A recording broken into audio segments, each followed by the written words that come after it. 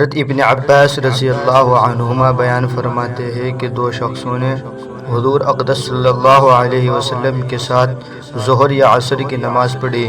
جب آپ صلی اللہ علیہ وسلم نماز سے فارغ ہو گئے تو ان دونوں سے فرمایا کہ تم دونوں اپنا وضو اور نماز دونوں لوٹا لو اور اس روزے کو پورا کرو، مگر اس کے بدلے میں احتیاطاً دوسرے دن روزہ رکھ لو۔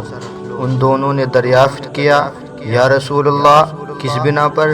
آپ صلی اللہ علیہ وسلم نے فرمایا، اس لیے کہ تم دونوں نے وضو کے بعد نماز سے پہلے روزے کی حالت میں فلاں شخص کی غیبت کی۔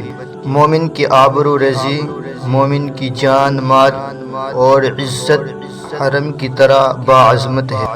حضرت ابو بکر رضی اللہ عنہ سے روایت ہے کہ حضور اقدس صلی اللہ علیہ وسلم نے 10ویں ذی الحجہ کو ہمارے سامنے ایک خطبہ دیا جس میں ارشاد فرمایا، تمہاری جان، تمہارا مال، تمہاری آبرو، تمہارا بدن سب کے سب بے حد قابل احترام ہیں، جیسے کہ آج کا دن اس مبارک مہینے اور اس مبارک شہر میں انتہائی قابل احترام، یعنی ان چیزوں میں سے کسی کی بھی بے حرمتی ناجائز اور جرم عظیم ہے۔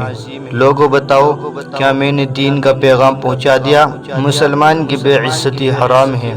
حضرت ابو ہریرہ رضی اللہ عنہ سے روایت ہے کہ حضور اقدس صلی اللہ علیہ وسلم نے ارشاد فرمایا، مسلمان مسلمان کا بھائی ہے، اس لیے کوئی مسلمان کسی مسلمان کے ساتھ خیانت کا معاملہ نہ کرے، نہ اس سے جھوٹ بولے، نہ اس کی مدد چھوڑے۔ ہر مسلمان پر دوسرے مسلمان کی عزت، اس کا مال، اس کو حرام ہے۔ آدمی کے برا ہونے کے لیے اتنی بات کافی ہے کہ وہ اپنے کسی مسلمان بھائی کو حقیر جانے۔